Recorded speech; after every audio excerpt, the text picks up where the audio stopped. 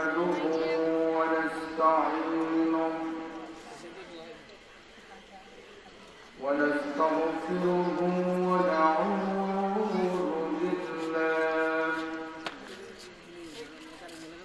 ونعوذ بالله من شرور أنفسنا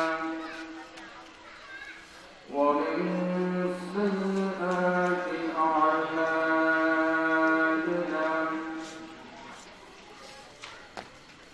من يهد الله فلا مضل له ومن يضلل فلا هادي له ونشهد أن لا إله إلا الله وحده لا شريك له ونشهد أن سيدنا وسندنا وحبيبنا ومولانا محمدا عبد الله ورسوله الذي أرسله بالحق بشيرا ونذيرا وداعيا إلى الله بإذنه وسراجا منيرا فقد قال الله تعالى في كلامه المجيد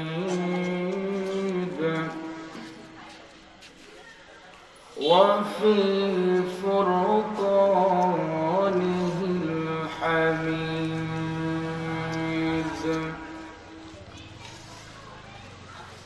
أعوذ بالله من الشيطان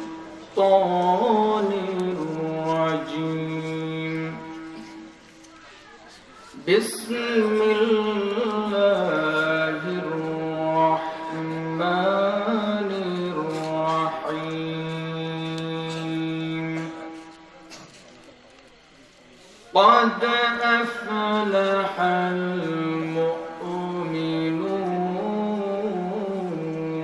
المؤمنون وقال تعالى في شان حبيبه ومعشوقه إن الله وملائكته يصلون على النبي يا أيها الذين কবরবাসীদের মাগফিরাত কামনার্থে দ্বিতীয় বাৎসরিক ওয়াজ ও দোয়ার মাহফিল আজ 23 ফেব্রুয়ারি রোজ শনিবার 2019 আজকের এই মহতী মাহফিলের সম্মানিত সভাপতি হযরত মাওলানা আলী আকবর সাহেব দামাত বারাকাতুহু খতিব লরিবাগ মধ্যপাড়া কেন্দ্রীয় জামে মসজিদ আজকের মহতী জলসার প্রধান আকর্ষণ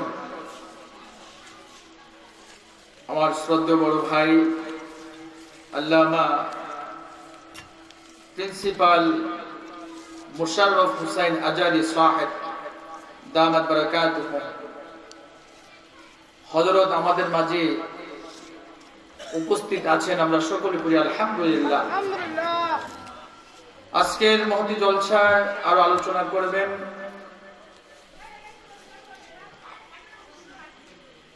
আমাদের একজন আমন্ত্রিত মেহমান হযরত মাওলানা শেখ আব্দুল হাজ্জাজ জুবায়ের আল মাক্কি। আমার পূর্বে আলোচনা করেছেন হাফেজ মাওলানা আবু হানিফ সাহেব দামাত বারাকাতুহু এবং আমার উস্তাদ হযরত মাওলানা ইসমাইল হোসেন সাহেব অত্র মাদ্রাসার শিক্ষক হযরত মাওলানা হাফেজ আল আমিন সাহেব এবং হযরত মাওলানা হাফেজ রবিউল ইসলাম সাহেব দামাত বারাকাতুহুম। পরিচালনা রয়েছেন আমার বড় ভাই মোহাম্মদ আসাদুজ্জামান আব্দুল মান্নান ভাই। উপস্থিত মুরব্বিয়ানে আযম, যুবক ভাইয়েরা, পর্দার আড়ালের আমার মা ও বোনেরা, আল্লাহ সুবহানাহু ওয়া তাআলার দরবারে শুকরিয়া আদায় করছি যে মহান মনিব, খুঁটিবিহীন, স্তম্ভবিহীন সুবিশাল আকাশ ও জমিনের মালিক রব্বুল আলামিন আমাদেরকে একটি অনুকূল পরিবেশে আজকের এই মুহূর্তে এই মাহফিলে আসার বসার দিনই কিছু আলোচনা করার ও শোনার তৌফিকটুকু দান করেছেন। আমরা ওই মহান আরশের মালিকের কাছে সিজদা অবনত চিত্তে তার শেখানো ভাষায় কালিমাতুশ শুকর আদায় করছি। জবান খুলে সবাই পড়ি আলহামদুলিল্লাহ। আজকের মাহফিলে তো কেবল তারাই আসতে পারবে যাদেরকে আমার আপনার রব তৌফিক দান করবেন, যাদেরকে কবুল করবেন। অসংখ্য মানুষ থেকে যাচাই বাছাই করে আল্লাহ যাদেরকে পছন্দ করবেন কেবলমাত্র তারাই আসতে পারবে, আর তারাই হবে ভাগ্যবান। তাদের ব্যাপারেই বলা হলো উলাইকা হুমুল মুফলিহুন। আমরা করি আলহামদুলিল্লাহ। মুআজ্জাজ হাজিরিন, মাহফিলে প্রোগ্রামে আলোচনা করার পূর্বে যখন আমরা যেখানে যাই একটা মাজলিসের আদব রয়েছে, আর যদি সামনে শ্রোতা না থাকে তখন বক্তা যত বড়ই হোক আর ছোট হোক তার জবান থেকে কথা বের হতে চায় না। এটা আল্লাহ প্রদত্ত একটি নিয়ামত। কোনো বক্তা চাইলে মুখস্থ করে যে ওয়াজ করবে চোখ বন্ধ করে বলতে পারে, বাকি ওটা ওয়াজ হবে না, সেটা হবে আওয়াজ। এজন্য রব্বুল আলামিনের দরবারে দোয়া করি যেন কিছু কথা প্রথমে আল্লাহ যেন আমাকে আমল করার তৌফিক দেয় এবং আপনাদের সকলকে কিছু কথা এখান থেকে নিয়ে বাস্তব জীবনে আমলে পরিণত করার তৌফিক দেয়। এমন কিছু কথা যেন আমার জবান দিয়ে বের করে দেয়। আমরা সকলে পড়ি আমিন। আমরা মেহেরবানি করে সংখ্যায় কম হলে সামনের ফাঁকা জায়গাগুলো পরিপূর্ণ করে বসি। আল্লাহ জান্নাতের জায়গাটা আমাদের জন্য প্রশস্ত করে দিবেন। সুবহানাল্লাহ। সকলেই একটু আগায় আসি মেহেরবানি করে। আমার ভাইয়েরা, আমি আপনাদের সম্মুখে সূরাতুল মুমিনুন, সূরাটার নাম কি? একটু কথা বলবেন প্লিজ। সূরাটার নাম হলো সূরাতুল মুমিনুন। গোটা কোরআন হলো 30 পারা। 30 পারার 18তম পারা হচ্ছে প্রথম যে সূরাটি, সেই সূরার নাম হলো সূরাতুল মুমিনুন। এই সূরার আয়াত সংখ্যা হলো 118। এই সূরার আয়াত সংখ্যা কত? 118। জবান খুলে সবাই পড়ি, আয়াত সংখ্যা কত? 118। রুকু হলো 6টি। রুকু কয়টি? 6টি। পারা নাম্বার 18। এই সূরাটি অবতীর্ণ হয়েছে মক্কায়। কোথায়? মক্কায়। আমাকে স্টেজে ওঠার আগে একজন একটা চিরকুট দিলেন যে পিতামাতার হক সম্পর্কে আলোচনা করতে এবং ছেলে মেয়েদের উপর পিতামাতার হক, পিতামাতার উপর ছেলে মেয়েদের কি হক রয়েছে। আসলে আমি কিছুদিন পূর্বে সনদী বাড়িতে আলোচনাটা করেছিলাম। একই গ্রামে একটা আলোচনা আমি দ্বিতীয়বার করতে চাচ্ছি না, যদি সময় পাই সামান্য একটু টাচ করবো ইনশাআল্লাহ। আর আমার বড় ভাই আসাদুজ্জামান আব্দুল মান্নান ভাই যেহেতু বলেছেন মহিলাদের ব্যাপারে কিছু কথা, আমি যেহেতু নির্ধারণ করেছি এবং এটার উপরে মোটামুটি আমার একটু পড়াশোনা করতে হয়েছে। আজকে প্রায় জোহরের পর থেকে নিয়ে এখানে আসা পর্যন্ত মোটামুটি একটা সময় পড়াশোনা করেছি যেই সূরাতুল মুমিনুনের মুমিনদের কয়েকটি সিফাত সম্পর্কে আপনাদের সম্মুখে কিছু কথা বলার জন্য।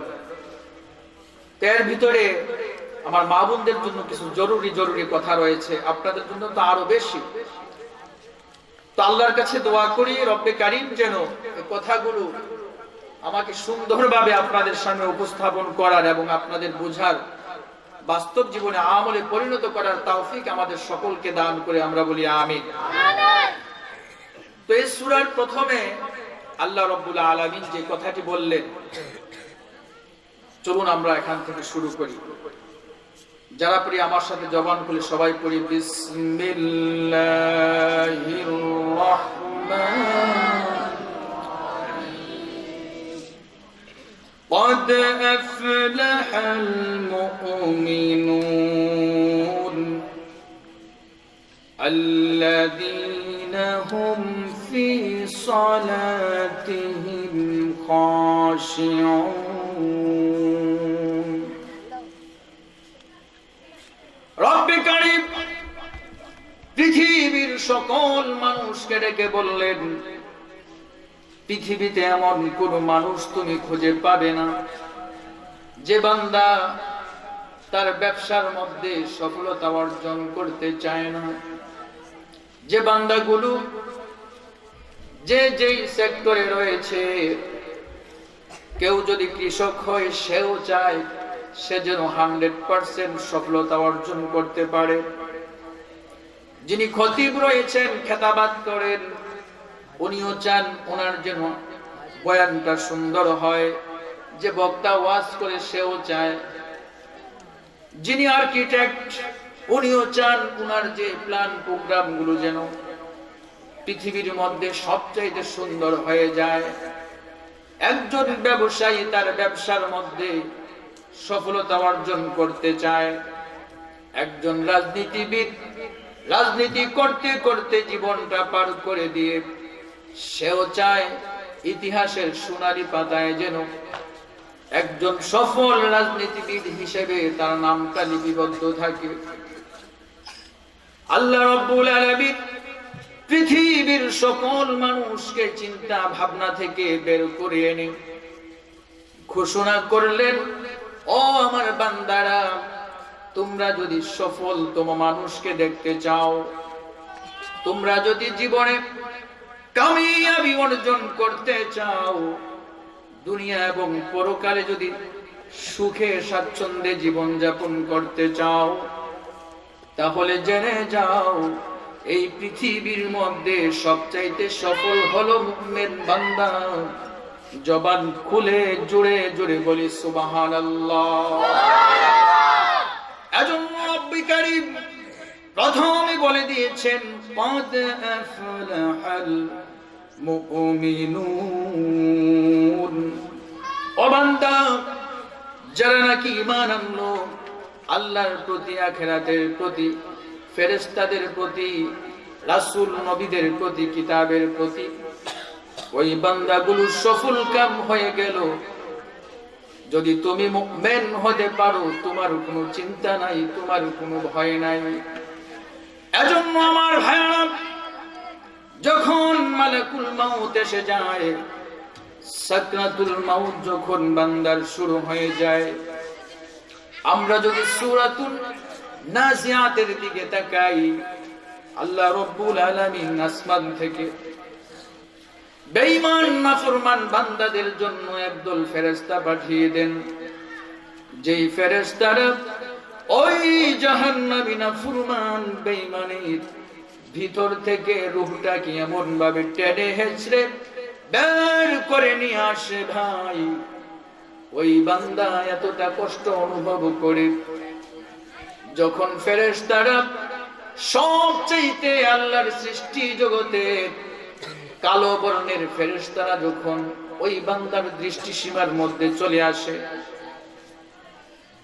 তার ভিতরে অল্প কিছুক্ষণের মধ্যে মালাকুল মাউত এসে হাজির হয়ে যায়। ওই কাফের নাফরমান বান্দা তখন ভয়ে এমন অস্থির হয়ে যায়, রূহটা কখনো চোখে চলে যায়, কখনো হাতের তালুতে, কখনো বা পায়ের তালুতে চলে যায়। যদি আপনারা কেউ মৃত্যুর সময় কাউকে দেখে থাকেন, হঠাৎ করে দেখা যায় তার বুকে কেমন জানি গোশতটা একটু নাড়া দিয়ে উঠলো, পায়ের তালুটা নাড়া দিয়ে উঠলো, মুখটা কেমন জানি একটু ছটফট করে উঠলো। আমার ভাইয়েরা, মালাকুল মাউতকে দেখে নাফরমান বেঈমান বান্দা এতটা ভয় পেয়ে যায়, এতটা ভয় পেয়ে যায়, যখন তার ভিতর থেকে রূহটাকে বের করে নিয়ে যায়। একটা জীবন্ত ছাগলকে যদি রশি দিয়ে গাছের সাথে ঝুলাইয়া দেয় উল্টা ভাবে করে, তার চামড়াটা যদি টেনে টেনে ছিঁড়তে শুরু করে দেয়, একটা জীবন্ত ছাগল, একটা জীবন্ত পশু যেই পরিমাণ কষ্ট অনুভব করবে, তার চাইতে শত শত গুণ বেশি কষ্ট অনুভব করে ওই নাফরমান বেঈমান। জোরে জোরে বলি নাউজুবিল্লাহ। পক্ষান্তরে আল্লাহ রাব্বুল আলামিন বললেন, ওয়ান্নাজিআতি গরকাও ওয়ান্নাশিতাতি নাশতা। ও আমার ভাইয়েরা, মুমিন বান্দার কাছে রব্বুল আলামিন সিদরাতুল মুনতাহা থেকে এমন কিছু ফেরেশতা পাঠিয়ে দেন, যেই ফেরেশতাগুলো সুগন্ধযুক্ত একটা রুমাল নিয়ে ওই বান্দার দৃষ্টিসীমার মধ্যে চলে আসে, বলে, বান্দা তোমার রূহটা এখন আমরা নিয়ে যাব, তোমার কোনো ভয় নাই, তোমার কোনো চিন্তা নাই। কারণ হলো, ও বান্দা, তোমার জীবনে নামাজ পড়েছো, রোজা রেখেছো, হজ করেছো, যাকাত দিয়েছো, হিজরত করেছো, দিন কায়েমের জন্য সংগ্রাম করেছো, জিহাদ করলে কোনদিন তোমার রবকে তুমি দেখো নাই। আজকের এই দিনে তোমার কোনো চিন্তা নাই। ওই মহান আরশের মালিক আমাদেরকে পাঠিয়েছেন, ইয়া আইয়াতুহান নাফসুল মুতমাইন্না ইরজিই ইলা রাব্বিকি রাদিয়াতাম মারদিয়া ফাদখুলি ফি ইবাদি ওয়াদখুলি জান্নাতি। আমার ভাইরা, নফসে মুতমাইন্নার অধিকারী বান্দা, অল্প কিছুক্ষণের মধ্যে হাদিসে পাকে আসছে, বান্দার রূহটা এমন ভাবে বের করা হবে, একটা কলসির ভিতরে যদি কিছু সময় কিছু সংখ্যক পানি থাকে, একটু পানি যদি একটা কলসের মধ্যে থাকে, ওই কলসটা কাত করলে যতটা সহজ ভাবে পানিটা বেরিয়ে যাবে, একজন মুমিন বান্দার ভিতর থেকে তার চাইতে আরো সহজতম পদ্ধতিতে আল্লাহ রাব্বুল আলামিনের রহমতের ফেরেশতারা তার রূহটাকে কবজ করে ওই আরশের মালিকের কাছে নিয়ে যাবে। জোরে জোরে বলি সুবহানাল্লাহ। রব্বুল আলামিন ফেরেশতাদেরকে বলবেন, ও আমার ফেরেশতারা, আমার এই বান্দার জন্য আসমানের সকল দরজাগুলো খুলে দিলাম, এই রূহটাকে তোমরা আমার কাছে নিয়ে আসছো। এই বান্দাকে তো আমি মাটির দ্বারা সৃষ্টি করেছি, আমরা কি দিয়ে সৃষ্টি করানো হয়েছে? মৃত্যুর সময় যখন আমরা একটা মানুষ মারা যায়, মারা যাওয়ার পরে যখন কবরে নিয়ে যাই দাফন করার জন্য, তখন আমরা কম বেশি সকলেই দোয়াটা পড়ি, বিসমিল্লাহির রহমানির রহিম, মিনহা খালাকনাকুম ওয়া ফিহা নুঈদুকুম ওয়া মিনহা নুখরিজুকুম তারাতান উখরা। ও বান্দা, এই বান্দাকে আমি মাটি থেকে তোমাদেরকে সৃষ্টি করেছি, এই মাটির মধ্যে তোমাকে দাফন করা হবে। এই মাটি থেকে আবার পুনরায় তোমাদেরকে আমি উত্তোলন করব। ও ফেরেশতারা, আমার এই বান্দার রূহটাকে তোমরা নিয়ে আসছো, ভালো কথা, তোমরা তার কবরটাকে জান্নাতের টুকরায় পরিণত করে দাও। মুমিন বান্দা, মুহসিন বান্দার জন্য তার কবরটা হয়ে যাবে জান্নাতের বাগান। আমরা সকলে পড়ি সুবহানাল্লাহ। এজন্য আমার ভাইয়েরা, মুমিন যারা হবে রব্বুল আলামিন প্রথমেই বলে দিয়েছেন তারা হচ্ছে এই পৃথিবীতে সবচেয়ে সফল কাম বান্দা। সকলে পড়ি সুবহানাল্লাহ। আমরা কি সফল কাম বান্দা হিসেবে রব্বুল আলামিনের দরবারে উপস্থিত হতে চাই? চান না আপনারা? সফল কাম বান্দা হিসেবে উপস্থিত হতে চাই? আরে ভাই, এই জবানটা অনেককে দেয় নাই। অনেকে আছে বুবা, তাদের মনের ভাব প্রকাশ করতে পারে না। আপনাকে আমাকে জবান দিয়েছেন, জবান খুলে বলি, আমরা কি রব্বুল আলামিনের দরবারে একজন জান্নাতি বান্দা হিসেবে উপস্থিত হতে চাই কি চাই না? আল্লাহ আমাদের সকলকে জান্নাতি বান্দা হয়ে যাওয়ার তৌফিক দান করুন। সকলে বলি আমিন। এবার শুনুন, আপনি যদি সফল কাম বান্দা হিসেবে রব্বুল আলামিনের কাছে উপস্থিত হতে চান, আপনি যদি মুমিন হতে চান, আপনি যদি জান্নাতি হতে চান, ওই মহান আরশের মালিক সুন্দর করে কয়েকটি গুণের কথা বর্ণনা করলেন। এক নাম্বার গুণ হলো আল্লাযীনা হুম ফি সালাতিহিম খাশিউন। আমার ভাইরা, মুমিন বান্দার এক নাম্বার গুণ হলো তারা খুশুর সাথে নামাজ আদায় করবে, অত্যন্ত ভয় ভক্তি ভালোবাসার সাথে নামাজ আদায় করবে।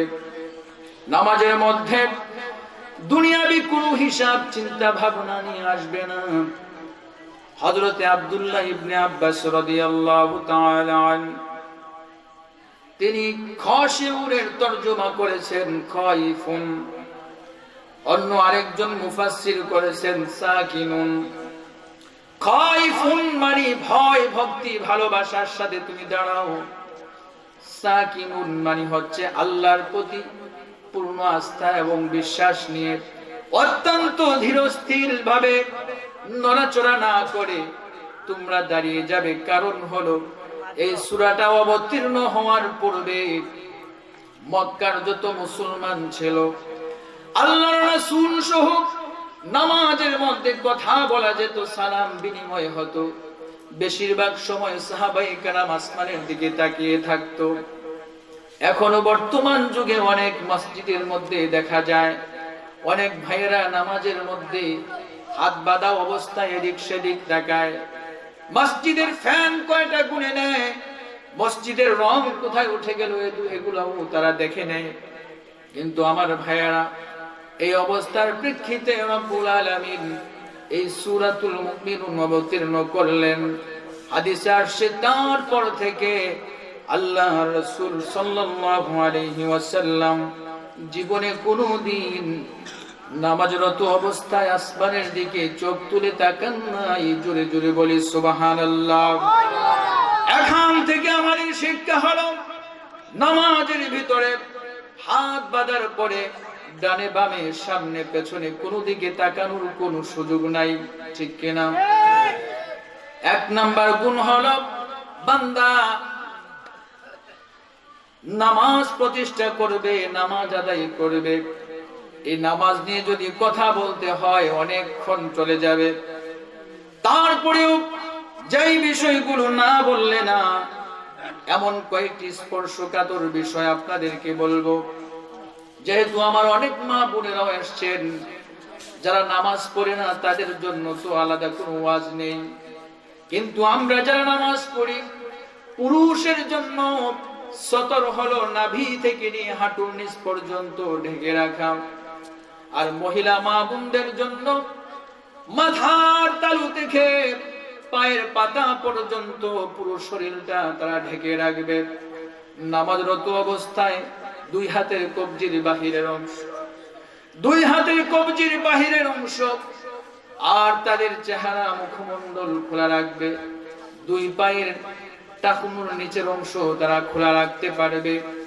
ও মা, এছাড়া যদি আপনি ঘরের একেবারে কোণে গিয়ে একাকী নিবৃত্তি নির্জনে আপনি নামাজ পড়েন, আপনার ঘরের মধ্যে আপনি ছাড়া আর কেউ নেই, পৃথিবীর কোনো মাখলুক দূরের কথা, আপনার শিশু কচি মাসুম বাচ্চারাও নেই, এরপরেও যদি আপনার মাথার চুল থেকে দু একটি চুল আপনার কাপড় থেকে বেরিয়ে যায়, আর যদি টাকনুর উপরে কাপড় উঠে যায়, আপনি যদি 3 পিস পরে নামাজ পড়েন, যদি হাতের কবজির উপরে আপনার কাপড় উঠে যায়, আমার কথা নয়, পৃথিবীর কোনো আলেম দরবেশের কথা নয়, বিশ্বনবী বলেছেন ওই বান্দার নামাজ আল্লাহ রাব্বুল আলামিন কবুল করবেন না। জোরে জোরে বলি নাউযুবিল্লাহ। কথাটা কি বুঝতে পারলাম? আমাদের এলাকায় সুর দিয়ে না বললে আবার বোঝে না, সাদাসিধে বলি বলে কথা কয়, ওয়াজ করে না। সহজ কথা হলো, আপনি পুরুষ হন, নাভি থেকে নিয়ে হাঁটু পর্যন্ত ঢেকে রাখতে হবে। যদি হাঁটুর নিচ পর্যন্ত ঢেকে না রাখি, আমি সেজদায় যাওয়ার পরে যদি আমার প্যান্ট পায়জামা যদি পেছন দিয়ে নাভির নিচে নেমে যায়, তাহলে আমি যদি পুরুষ হই, আপনি নিশ্চিত থাকেন আপনার নামাজ হবে না। কে বলেছেন? বিশ্বনবী। কে বলেছেন? মহিলাদের জন্য হলো দুই হাতের কবজির বাহিরের অংশ আপনি খোলা রাখতে পারবেন, সমস্ত মুখ খোলা রাখতে পারবেন। মুখমণ্ডলের সীমানা হচ্ছে এক কানের লতি হতে আরেক কানের লতি পর্যন্ত, আপনার চুল যেখান থেকে ওঠা শুরু করেছে ওখান থেকে নিয়ে থুতনির নিচ পর্যন্ত এই সমস্ত মুখমণ্ডল আপনি খোলা রাখতে পারবেন। দুই পায়ের টাকনুর নিচে যে পায়ের পাতা, এই অংশ 3টা ছাড়া অন্য কোনো জায়গায় যদি একটা পশম পরিমাণ আপনার ফাঁকা থাকে, খুলে যায়, তাহলে মা আপনি যত কষ্ট করে নামাজ পড়ছেন, তাহলে আল্লাহর রাসূলের হাদিসের ভাষ্য মতে আপনার নামাজ কবুল হবে না। নাউযুবিল্লাহ। এজন্য আমার ভাইয়েরা এই বিষয়টা খুব খুব করে খেয়াল করতে হবে। যারা পড়ে না তারা তো পড়েই না, আমরা যারা পড়ছি আমরা যেন কমপক্ষে এই বিষয়টা সব সময় মাথার মধ্যে রাখি। আমার ভাইয়েরা, এই গেল আমাদের সতরের বিষয়। আল্লাহ রাব্বুল আলামিন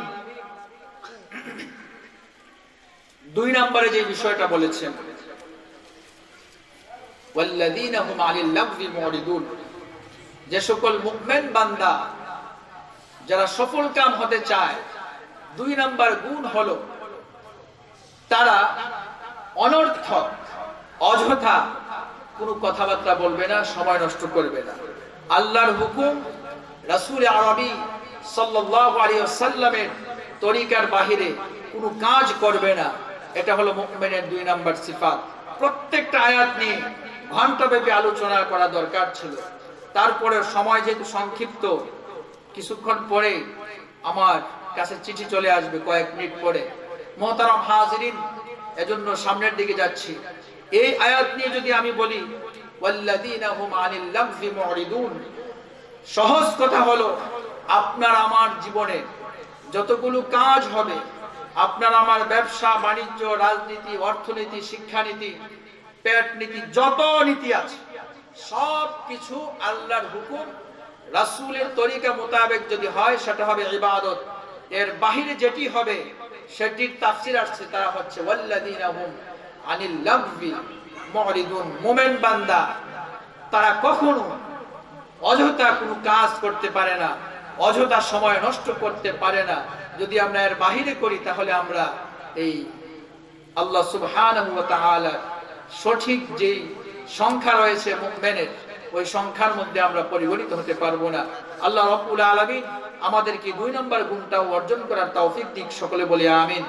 এই ব্যাপারে মা বোনদের ব্যাপারে যে কথাটি না বললেই নয়, সেটি হলো আমার সম্মানিত মা ও বোনেরা, আপনাদের পায়ে হাত রেখে বলি, সেটি হলো যখন মা বোনেরা একসাথে হন তখন তারা যে বিষয়টি নিয়ে কথা বলেন তাদের মধ্যে গীবতের চর্চা খুব বেশি পরিমাণে চলে আসে।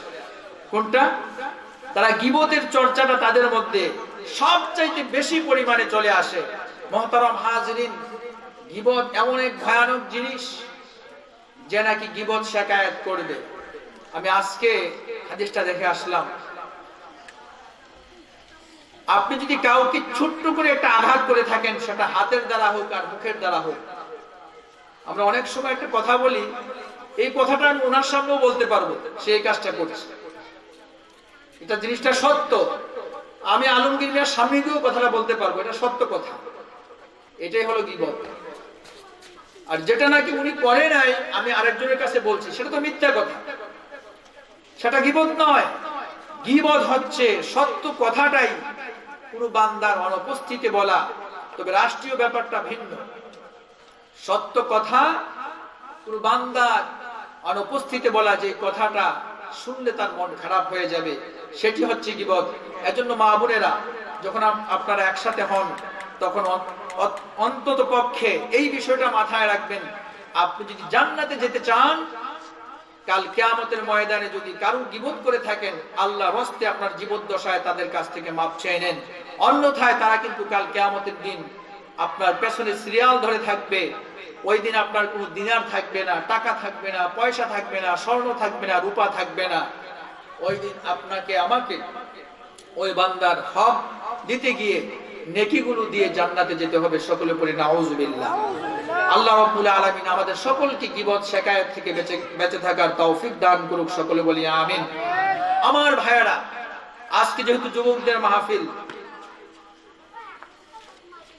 যে আয়াতটার উপরে আমার খুব ইচ্ছা কিছু কথা বলার, যেটি আমাদের গ্রামে হয় না, সেই 3 নাম্বার সিফতটি হলো ওয়াল্লাযীনা হুম লিয-যাকাতি ফাঈলুন।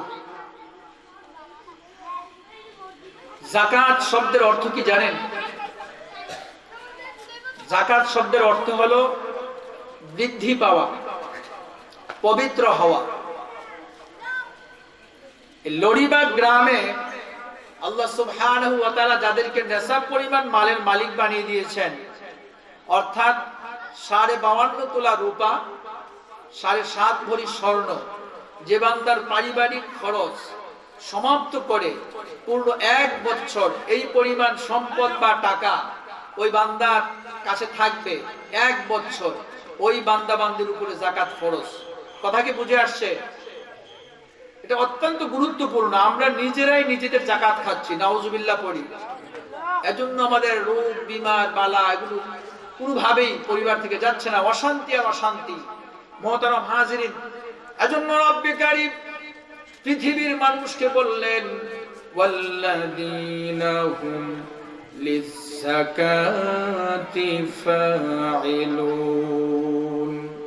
ও বান্দা, তুমি যদি যাকাতের মালিক হও, পূর্ণ 1 বছর যদি কোনো বান্দার কাছে ওই পরিমাণ সম্পদ থাকে, নেশাব পরিমাণ মালের মালিক হয়ে যায়, ওই বান্দা যদি যাকাত পরিশোধ না করে মৃত্যুবরণ করে, আল্লাহর রাসূল বললেন কাল কিয়ামতের ময়দানে ওই সম্পদগুলো, স্বর্ণগুলো, রূপাগুলো গরম করে করে বান্দার কপালে পাজরে সেকা দেয়া হবে। জোরে জোরে পড়ি নাউজুবিল্লাহ। অন্য হাদিসে আসছে এমন একটি বিষধর সাপ বান্দার গলার মধ্যে পেঁচিয়ে দেয়া হবে। ওই বান্দাকে সাপটা কিছুক্ষণ পর পরে দংশন করতে থাকবে, কামড় দিতে থাকবে, আর সাপের জবান দিয়ে বের হবে, আজকে তুমি ওই সম্পদ যে জমা রেখেছিলে, আমি হলাম তোমার ওই জমানো সম্পদ। এই সম্পদ আজকের এই দিনে তোমার কোনো কাজে আসে নাই। এই সম্পদের মজা তুমি আজকের এই দিনে আস্বাদন করে নাও। জোরে জোরে বলি নাউজুবিল্লাহ। আমার ভাইরা, আমরা যারা এখন স্ক্রিমের সিজন, এই ডিপ মেশিনের মালিক বোধহয় মিলন ভাই, মিলন ভুইয়া সাহেব, যারা নাকি এই সেচের মাধ্যমে কানি প্রতি 2500 টাকা দিয়ে সেচের মাধ্যমে, ডিপ মেশিনের পানির মাধ্যমে যারা ফসল উৎপাদন করবে, আল্লাহর রাসূল বলেছেন শতকরা 5% যাকাত ওই বান্দা আল্লাহর রাস্তায় দিয়ে দিবে। শতকরা কয় পার্সেন্ট? আপনার যে জমিনটা ডিপ মেশিনের পানি দিয়ে সেচের মাধ্যমে আপনি জমিনে ধান উৎপাদন করলেন, ওখান থেকে আপনি 100 কেজি ধান পাইলে 5 কেজি ধান আপনি যাকাত দিতে হবে। কি দিতে হবে? অনেকে আমরা নিয়ত করি আমি 5 কানি জমিন করলাম, এবার 5 মুন ধান আল্লাহর মসজিদে দেব। আলহামদুলিল্লাহ, ভালো, এটা কিন্তু যাকাত না। 5 মুন আপনি ধান মসজিদে দিবেন, আলহামদুলিল্লাহ, অনেক ভালো নিয়ত, কিন্তু আপনাকে মনে রাখতে হবে এটা হলো আপনার দান, সাদাকা, আপনি মসজিদে দিয়েছেন। যাকাতের জিনিস মসজিদে দেয়া যায় না। যাকাত দিয়ে কোনো মসজিদ অথবা মাদ্রাসার বিল্ডিংও করতে পারবেন না। এটা মনে রাখতে হবে ভালো করে। যাকাত আপনার এটা গরিবের হক। এখানে আপনি 100 কেজি ধান পেলে 5 কেজি ধান আপনাকে যাকাত হিসেবে দিতে হবে। কে বলেছেন? বিশ্বনবী মুহাম্মদুর রাসূলুল্লাহ। আমার কথাটা কি বুঝছেন? আপনি যদি 100 কেজি ধান পান, 5 কেজি দিবেন যাকাত হিসেবে, যেটা নাকি আপনি সেচের মাধ্যমে ফসলটা উৎপাদন হয়। আর যেই ফসল নাকি আল্লাহ প্রদত্ত আসমান থেকে মেঘমালা হতে পানি বর্ষণ করে রব্বুল আলামিন আপনাদেরকে ফসল দিয়ে দেন, আল্লাহর রাসূল বললেন ওখান থেকে তুমি 100 কেজি ধান পেলে 10 কেজি আল্লাহর রাস্তায় দিয়ে দাও। জোরে জোরে বলি সুবহানাল্লাহ। 10 কেজি শেষ যদি আল্লাহর পক্ষ থেকে হয়, আপনার কোনো টাকা পয়সা লাগে নাই। এমন একটা ধান পাইছে না কিছুদিন আগে, আমার আব্বাও পাইছে, ভালো ধান পাইছে অনেকেই, আমি এসে দেখে খুব খুশি হলাম। ওখান থেকে আপনাকে 100 কেজি পেলে 10 কেজি দিতে হবে। এই হিসাব করে যদি লরিবাগ গ্রামের কৃষক ভাইয়েরা, যারা আমরা ধানের চাষ করি, যাকাত দেয়, আমার তো মনে হয় এরকম 2টা কেন 5টা মাদ্রাসা চালানো সম্ভব। ঠিক কিনা বলেন? একটু কথা বলেন, ঠিক কিনা? এখন ঠিক বললে তো আর একটু করে আপনার কাছে যাকাত চাইতে যাবে না কেউ, সেটা আপনার ব্যাপার, আপনি খুশি হয়ে দেবেন কি দেবেন না। এজন্য যাকাত হলো ফরজ। যাকাতের বিষয়টা আমাদের খুব করে মাথায় রাখতে হবে। এবার যদি কেউ গরু পালন করে, 30টি গরু যদি কারো মালিকানা 1 বছর থাকে, তাহলে তাকে 1টি গরু যাকাত দিতে হবে। কারো কাছে যদি 40টি ছাগল থাকে, তাহলে সে 1টি ছাগল যাকাত দিয়ে দিবে। কেউ যদি উট পালন করে 5টি উট, তাহলে 1টি উট ওই আল্লাহর রাস্তায় সে যাকাত দিয়ে দিবে। আমার ভাইরা, যদি এমনি ভাবে যাকাত ব্যবস্থা চালু হয়ে যায় সমাজের মধ্যে, আমি আল্লাহর কসম দিয়ে বলতে পারি, লরিবাগ গ্রাম কেন 1 বছর সর্বোচ্চ 2 বছর যদি আমার বাংলার মানুষ যাকাত দিয়ে দেয়, বাংলাদেশের কোন এক প্রান্তে 3য় বর্ষরে গিয়ে যাকাত খাওয়ার মতো একজন মানুষ খুঁজে পাওয়া যাবে না। সবাই বলুন ঠিক কিনা?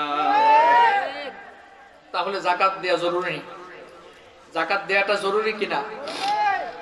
মুহতারাম হাজিরিন, আমরা নিজেরাই নিজেদের যাকাত খাচ্ছি, এটা ফরজ একটা বিধান। এজন্য আমার একটা অনুরোধ থাকবে, আমরা যারা ফসল করলাম, স্ক্রিন করলাম, আল্লাহ চাইলে ফসলগুলাকে তিনি খড়কুটায় পরিণত করতে পারতেন কি পারতেন না? কিন্তু রব্বে কারীম এই যাকাত এত সুন্দর ব্যবস্থা করলেন। আল্লাহর রাসূল বললেন, তুমি যদি যাকাত দাও, তোমার সম্পদের মালের, এই সম্পদের বারাকাত দিয়ে তোমার সম্পদ বাড়িয়ে দিবেন কে? আল্লাহ। আমরা কোথায় যাচ্ছি? নিজেরা ঠিকভাবে যাকাত দিচ্ছি না। এজন্য অনেক অনেক বাবারা আছেন যারা নাকি তাদের কন্যাদেরকে নিয়ে বিপদগ্রস্ত, মেয়েদেরকে বিবাহ দিতে পারছে না, তারা মানুষের কাছে মুখ খুলে কিছু কথা বলতেও পারছে না। এর জন্য একটা অনুরোধ থাকবে, আসুন আমরা এই একটা কমিটি গঠন করে হলেও আমাদের গ্রামে যাদের কাছে আমাদের যাওয়া দরকার, যারা নেশাব পরিমাণ মালের মালিক, আমরা যদি এই ব্যবস্থাটা গ্রহণ করতে পারি, তাহলে রাস্তায় দাঁড়িয়ে মাইকে এই মাহফিল করে করে কালেকশন করার কোনো প্রয়োজন হবে না। এরকম 2-4টা মাদ্রাসা চালানো আমাদের একটা মহল্লায় যথেষ্ট। সকলে বলুন ঠিক কিনা? আমরা যাকাত দিব তো ইনশাআল্লাহ।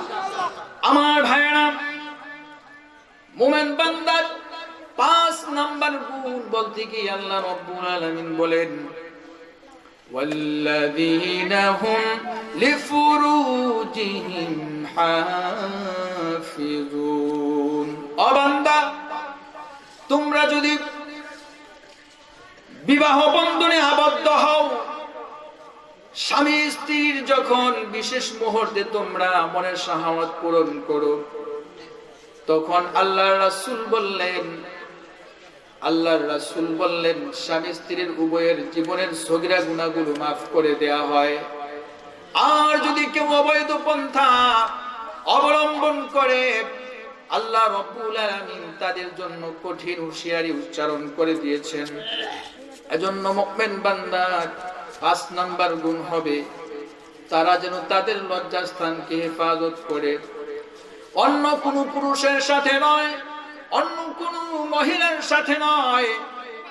যেহেতু দাস দাসীর কথা এখন নেই, কেবলমাত্র তাদের অধীনস্থ স্ত্রী স্বামী ছাড়া, তাদের মালিকানা বাদী ছাড়া অন্য কোনো পর পুরুষ বা পর মহিলার সাথে যদি কেউ মনের শাহাওয়াত পূরণ করতে চায়, আল্লাহ রাব্বুল আলামিন বলে দিয়েছেন ফামান ইবতাগা ওয়ারাআ যালিকা ফাউলাইকা হুমুল আদুন।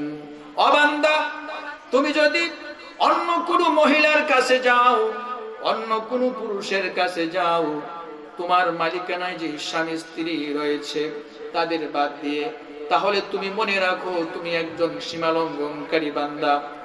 তোমার জন্য আল্লাহ রাব্বুল আলামিন যে জান্নাতটা ওয়াজিব করে রেখেছেন, মৃত্যুর পরে তুমি সরাসরি ওই জান্নাতে কখনো যেতে পারবে না।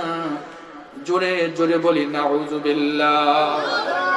আজকে সমাজের মধ্যে এত কলহ, এত গুনাহের কাজ, এত ফিতনা ফাসাদ, তার অন্যতম কারণ হলো আমরা যে পর্দার যে বিধান রয়েছে। যে সকল মা বোনদের সাথে আমি দেখা করতে পারবো না, যে সকল পুরুষের সামনে আমি যেতে পারবো না, পর্দা নিয়ে আজকে কোনো ওয়াজও হয় না, আলোচনাও হয় না। আমার ভাইয়েরা, পর্দার বিধান যদি আপনি আমি মেনে চলতাম, তাহলে আজকে ইফটিজিং এর যেই খারাপ ছবল চলে আসছে, আইন পাশ করা হচ্ছে, এই আইনটা যদি পর্দার পক্ষে, হিজাবের পক্ষে পাশ করা হতো, বাংলার জমিনে আজকে যে ইফতিজিং হচ্ছে, আজকে যে মা বোনেরা ধর্ষিতা হচ্ছে, এই আইনগুলো করা গেলে আল্লাহর কসম দিয়ে বলতে পারি, এই কোরআনের আইন যদি বাস্তবায়ন করা হয়, সর্বোচ্চ ১ বছরের মধ্যে গোটা দুনিয়া আল্লাহ রাব্বুল আলামিন শান্তির চাদর দিয়ে ঢেকে দিবেন। জোরে জোরে বলি সুবহানাল্লাহ। আমরা যদি একটু লক্ষ্য করি, হযরতে ওমর, যে ওমর আল্লাহর রাসূলের কল্যাণের জন্য গেলেন, ১০০ লাল ঘোড়া পাওয়ার আশায় যিনি ছুটে বেড়ালেন, যেই মানুষটা কুরআনের সংস্পর্শে আসার কারণে জাহান্নামের কিনারায় থেকে রব্বুল আলামিন জান্নাতের মিনারায় উঠিয়ে দিলেন। জোরে জোরে বলি সুবহানাল্লাহ। এজন্য মুমিন বান্দার কাজ হবে আল্লাহর কুরআন মেনে, রাসূলের সুন্নাহ মেনে। তারা অন্য কোনো পুরুষ, অন্য কোনো মহিলার কাছে যাবে না। যদি এই গুণটা অর্জন করতে পারে, ওই বান্দা ৫ নাম্বার গুণের অধিকারী হবে। জোরে জোরে বলি সুবহানাল্লাহ। এজন্য ১ নাম্বার গুণ হলো তারা কি করবে? অত্যন্ত খুশু খুজুর সাথে নামাজ আদায় করবে। কি করবে? পুরুষরা কি বাসায় পড়বে না মসজিদে পড়বে? কোথায় পড়বে? আমার ভাইরা, একজন মুমিন বান্দা যদি ফজরের নামাজ জামাতে পড়ে, ইশার নামাজ জামাতে পড়ে, আল্লাহর রাসূল বললেন ওই বান্দা সারা রাত নফল ইবাদত করলে যে সওয়াব দেয়া হতো, সারা রাত ব্যাপী তাহাজ্জুদ পড়লে, কুরআন তিলাওয়াত করলে যে সওয়াবের অধিকারী হতো, ফজর আর ইশার নামাজ জামাতে পড়ার কারণে ওই মহান আরশের মালিক, পরশের মালিক ওই বান্দার আমলনামার মধ্যে সারা রাতের ইবাদতের সওয়াব লিখে দেন। জোরে জোরে বলি সুবহানাল্লাহ। এজন্য জামাতে পড়বো তো ইনশাআল্লাহ। কিন্তু জামাতে আসতে গিয়ে মারাত্মক যে ভুলটা আমরা করি, সেটা হলো যখন জামাত দাঁড়িয়ে গেল, আপনি দৌড়ে আসতে পারবেন না, আস্তে আস্তে স্বাভাবিক গতিতে হেঁটে আসতে হবে। দৌড়ানো নিষেধ করেছেন আল্লাহর রাসূল। আমরা জামাত ধরতে গিয়ে দৌড়াতে শুরু করি, এটা করা যাবে না। 2 নাম্বার হলো ইমাম সাহেবকে এসে যখন আপনি দেখবেন ইমাম সাহেব রুকুর মধ্যে চলে গেল, আপনি প্রথমে আল্লাহু আকবার বলে হাত বাঁধবেন। তাকবীরে তাহরিমা হলো 2 নম্বরে তাকবীর দিয়ে রুকুতে যাবেন। যদি এমনি ভাবে না হয়, এক তাকবীর দিয়ে সোজা আপনি রুকুতে চলে গেলেন, আপনার নামাজ রাসূল সাল্লাল্লাহু আলাইহি ওয়াসাল্লামের হাদিসের ভাষ্য মতে কবুল হবে না। কারণ হলো তাকবীরে তাহরিমাটা হলো ফরজ, আর রুকুতে যাওয়ার সময় যে তাকবীর দিবেন সেই তাকবীরটা হলো সুন্নাত। সেই তাকবীরটা এই নিয়ে বিস্তারিত কথা বলার দরকার ছিল, যেহেতু সময় কম। এজন্য তাকবীরে তাহরিমা বাঁধলেন, তারপরে আল্লাহু আকবার বলে কোথায় যাবেন? রুকুতে যাবেন। প্রথম তাকবীর বলে সরাসরি আপনি রুকুতে যাবেন না। আল্লাহ আমাদের সকলকে আমল করার তৌফিক দিক, সকলে বলে আমিন। 1 নাম্বার গুণ হলো খুশু খুজুর সাথে নামাজ আদায় করবে। 2 নাম্বার হলো অনর্থক কোনো কাজ কথাবার্তা বলবে না, করবে না। 3 নাম্বার হলো যাদের উপরে যাকাত ফরজ হয়ে যায় যাকাত আদায় করবে। 4 নাম্বার হলো তারা লজ্জাস্থান হেফাজত করবে, অবৈধ পন্থায় কোনো জায়গায় তাদের মনের শাহাওয়াত পূরণ করবে না। 5 নাম্বার হলো ওয়াল্লাযীনা হুম লিআমানাতিহিম ওয়া আহদিহিম রাউন। 5 এবং 6 নাম্বার গুণ হলো মুমিন বান্দা তার কাছে যদি কোনো আমানত রাখা হয়, ধন সম্পদ হতে পারে, কোনো একটা গোপনীয় কথা হতে পারে, কোনো একটা মেসেজ হতে পারে, বান্দার কাছে যদি আমানত রাখা হয়, ওই বান্দা কোনোভাবে আমানতের খেয়ানত করবে না। 6 নাম্বার হলো যখন কোনো মুমিন বান্দা কারোর সাথে ওয়াদা করবে, ভাই আমি বিকালে আসছি, আমি 10 মিনিট পরে ফোন দিচ্ছি, আগামীকাল আপনার টাকা পরিশোধ করে দেব, এইভাবে একজন মুমিন বান্দা যখন কারোর সাথে ওয়াদা করবে, সে ওয়াদার কোনোদিন বরখেলাফ করবে না।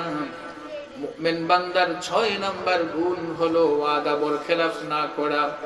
7 নাম্বার হলো ওয়াল্লাযীনা হুম আলা সালাওয়াতিহিম ইউহাফিজুন।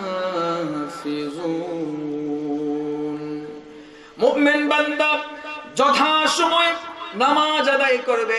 ফজরের নামাজ জোহরের সময় না, জোহরের নামাজ আসরের সময় আদায় করবে না, আসরের নামাজ মাগরিবে নয়, যথাসময়ে নামাজ আদায় করবে।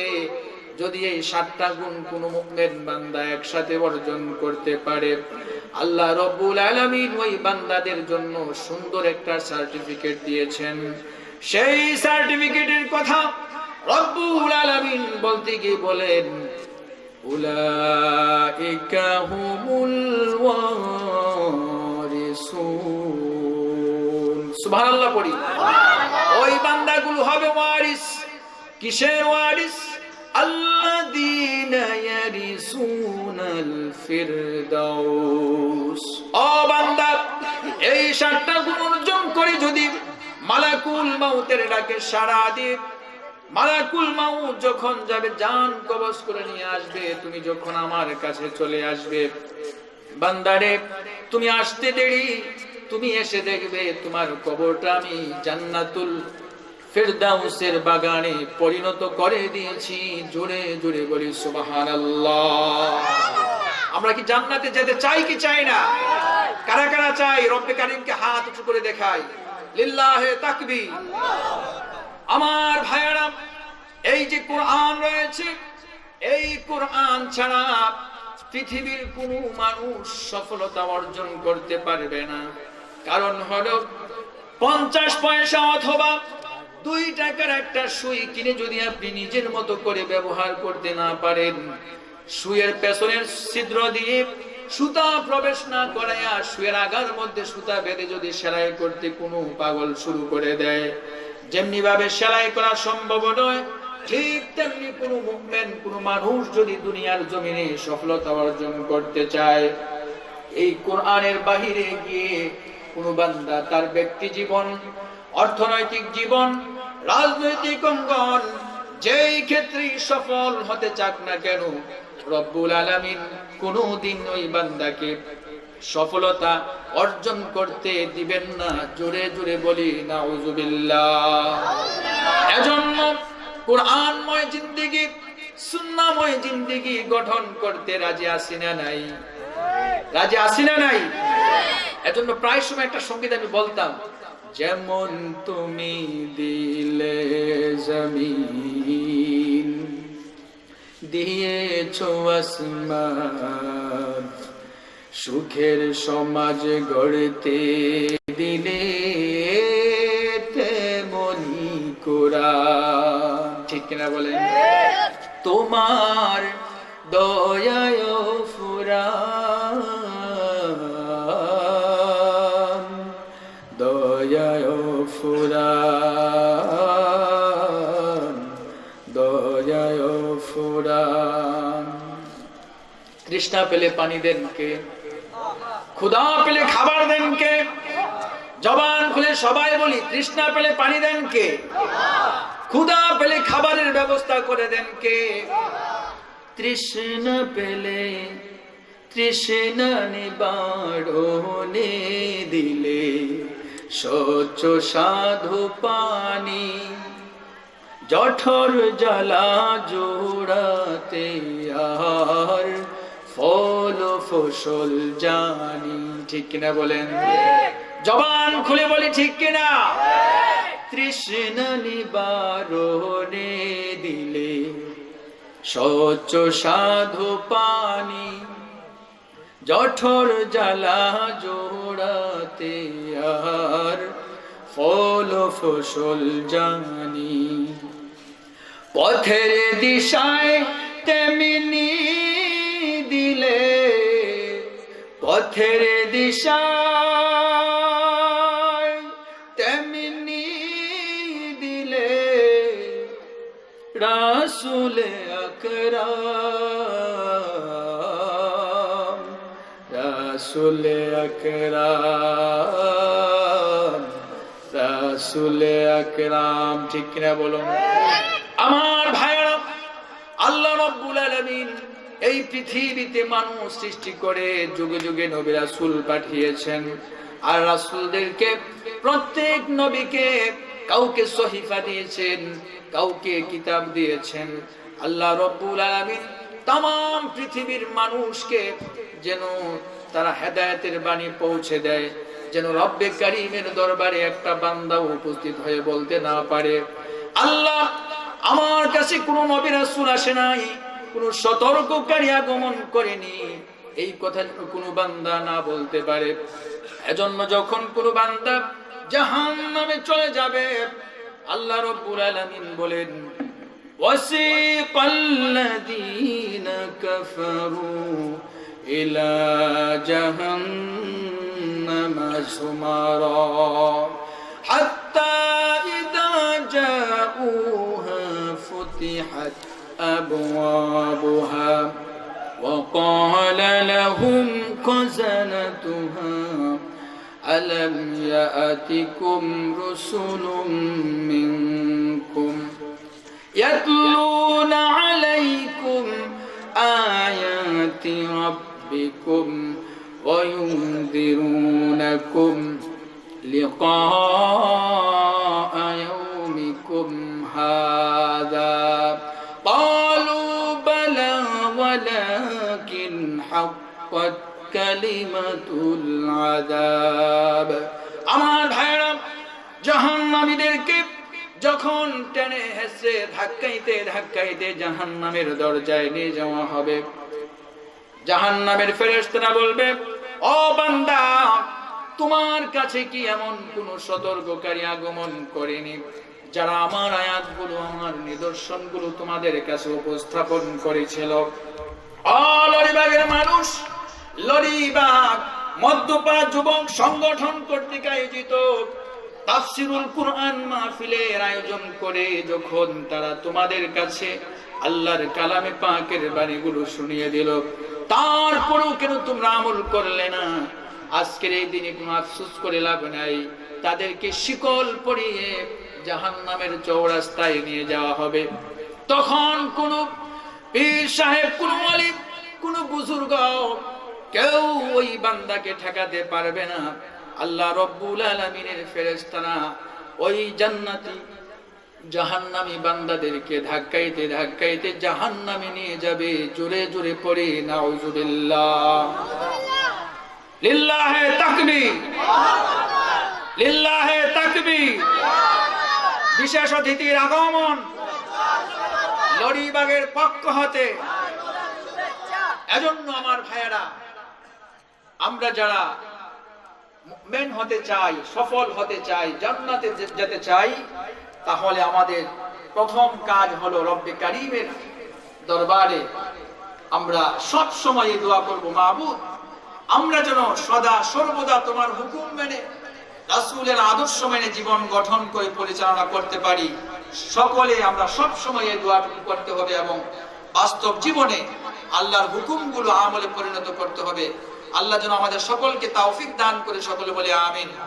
আমার ভাইয়েরা, আমি আজকের যুবকদেরকে উদ্দেশ্য করে একটু বলতে চাই, সেটি হলো, আপনারা কি দিল্লির কুতুব মিনার নাম শুনেছেন? দিল্লির কুতুব মিনারের নাম শুনেছেন? কারা কারা শুনেন নাই হাত উঠান। দিল্লির কুতুব মিনারের নাম শুনেন নাই? যাই হোক, নাও শুনতে পারে। দিল্লির সবচেয়ে বড় কুতুব মিনার, সেটি হচ্ছে খাজা কুতুবউদ্দিন বখতিয়ার কাকি রহমতুল্লাহ আলাই। খাজা কুতুবউদ্দিন বখতিয়ার কাকি রহমতুল্লাহ আলাই, যেহেতু আমার মায়েরা আসছেন, মা একটু শুনুন।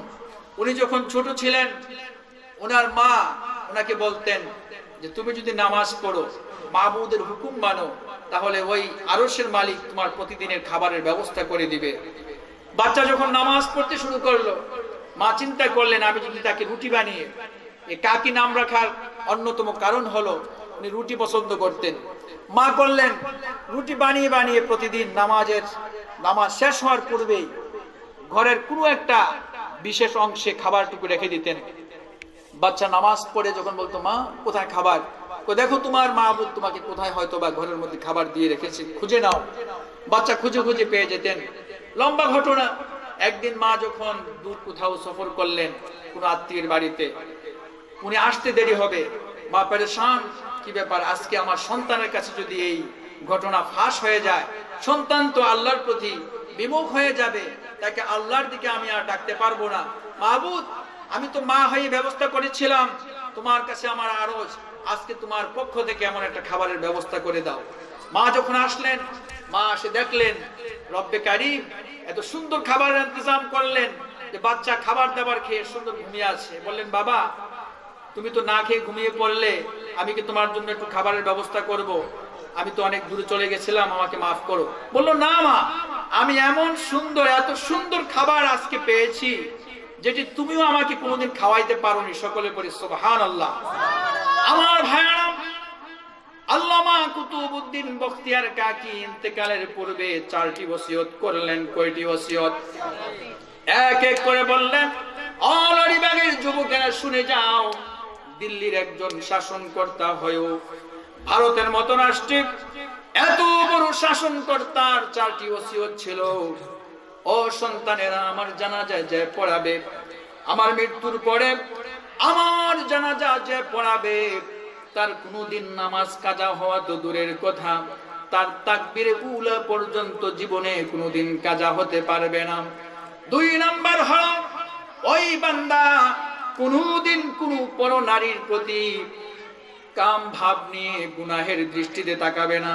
3 নাম্বার হলো মাহে রমজানে কোনদিন যে বান্দার রোজা কাজা হবে না। 4 নাম্বার হলো তাহাজ্জুদের নামাজ যার কোনদিন জীবনে কাজা হবে না। এমন 4টা গুণের অধিকারী যে হবে, সে আমার জানাজা পড়াবে। যদি জানাজার ময়দানে এমন 4 গুণের কোন একটা ব্যক্তিকে তোমরা খুঁজে না পাও, আমি কুতুবউদ্দিনের জানাজা ব্যতীত তোমরা লাশটাকে কবরের মধ্যে দাফন করে দিও।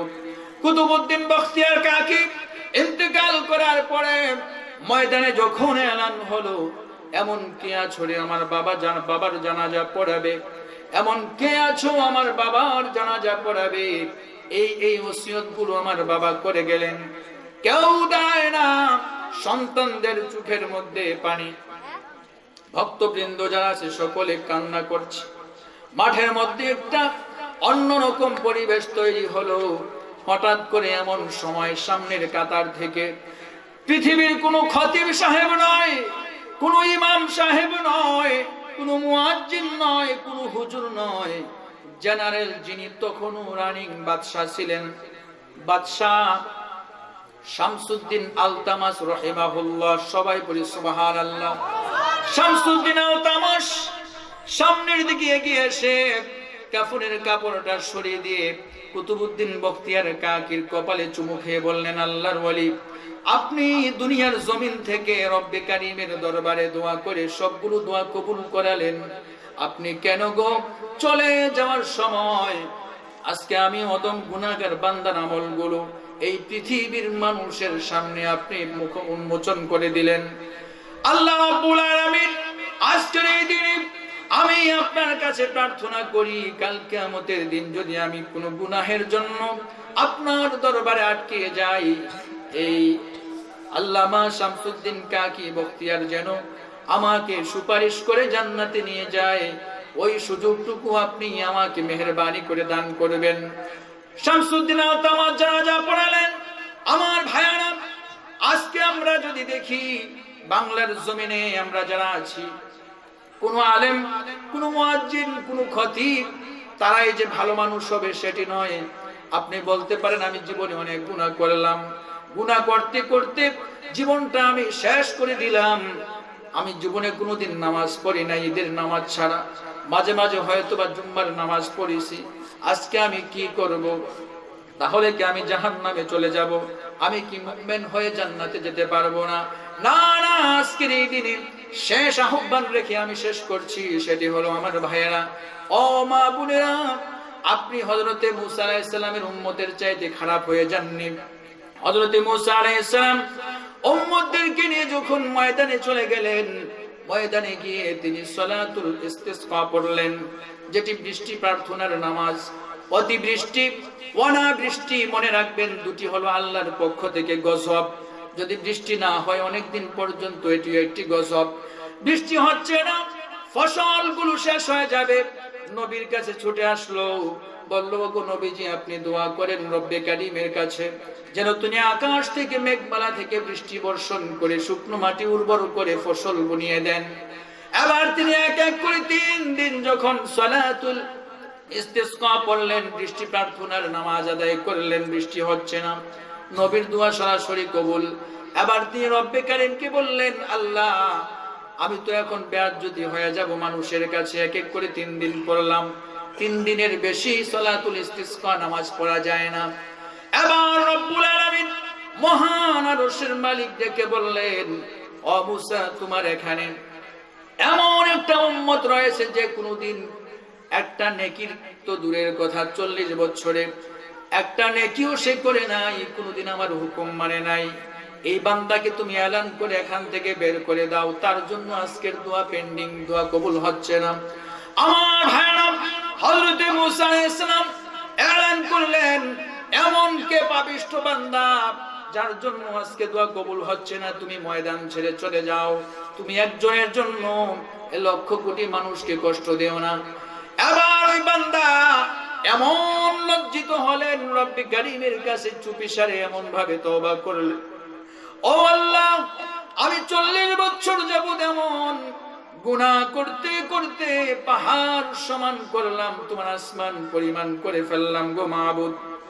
আজকের এই দিনে আমি তোমার কাছে ক্ষমা চাই, মাফ চাই, তুমি আমাকে ক্ষমা করে দাও। আমি জীবনে কোনোদিন বেঁচে থাকলে তোমার একটা হুকুম লঙ্ঘন করব না। জোরে জোরে বলি সুবহানাল্লাহ।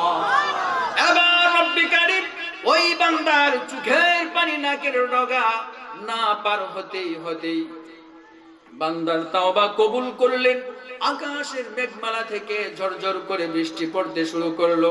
হযরতে মুসা এবার অবাক হলেন, ময়দান ছেড়ে একটা মানুষও চলে যায়নি, কেন বৃষ্টি হলো? রব্বে কারীমকে প্রশ্ন করলেন, ওগো মাবুদ, বৃষ্টি হলো কেন? কেউ তো চলে যায়নি, এমন কোন পাপিষ্ঠ বান্দা? ওই উম্মতের পরিচয় তুমি মেহেরবানি করে দিয়ে দাও। আল্লাহ বললেন, ওগো মূসা, আমার বান্দা 40 বছর আমার নাফরমানি করেছে, সে আমাকে ভুলে গিয়েছে, কিন্তু আমি আল্লাহ, আমি তো রহমান, আমি তো গফফার, আমি আমার বান্দাকে ভুলি নাই, আমি আমার বান্দাকে ভুলি নাই। আমি কোনোদিন আমার বান্দার রিজিকটাকে আমি বন্ধ করে দেই নাই। আমি তো হলাম সে রহমান এবং গফফার। যখন কোনো বান্দা অপবিত্র স্থানে, যখন তারা নির্জনে নিবৃত্তে দরজা জানালা বন্ধ করে পাপ কাজের মধ্যে লিপ্ত হয়ে যায়, আমি বাতাসকে, অক্সিজেনকে ওই সময় বলে দেই, আমার বান্দার যেন ওই সময়ও কোনো ধরনের কষ্ট না হয়। জোরে জোরে বলি সুবহানাল্লাহ। আমার ভাইয়েরা, হযরত মূসা আলাইহিস সালাম যখন জানতে চাইলেন, জানতে দেননি। এজন্য আমরা তো কম বেশি গুনাহগার, নৈরাশ হওয়ার কারণ নাই। আজকেই আমরা তওবা করি। এখন বলতে পারেন, তওবা কি হুজুর আপনার এখানে এসে করব? না, আপনি একাকী নিবৃত্তে নির্জনে ওমা আপনি ঘরের মধ্যে গিয়ে আপনি আজকে আপনার স্বামীর কাছে ক্ষমা চেয়ে, সবার যার যার হক আছে তাদের ব্যাপারগুলো আপনি চিন্তা করে, বান্দার কোনো হক থাকলে এগুলো আপনি ক্ষমা চেয়ে নেবেন। অতীতের গুনাহের জন্য আপনি অনুতপ্ত হবেন, অনুশোচনা করবেন। ভবিষ্যৎ জীবনে আর কোনোদিন কোনো গুনাহ করবেন না। যে গুনাহগুলো অতীতে করেছেন, এই গুনাহগুলো আর করব না, এবং এই গুনাহের জন্য আল্লাহর কাছে আমরা ক্ষমা চাইব। আল্লাহ রাব্বুল আলামিন আমি সহ আমাদের সকলকে যেন তাওবাতুন নাসুহা করার তৌফিক দান করে। সকলে বলি আমিন। ওয়া আখিরু দাওয়ানা আনিল হামদুলিল্লাহি রাব্বিল আলামিন। আসসালামু আলাইকুম ওয়া রাহমাতুল্লাহি ওয়া বারাকাতুহু।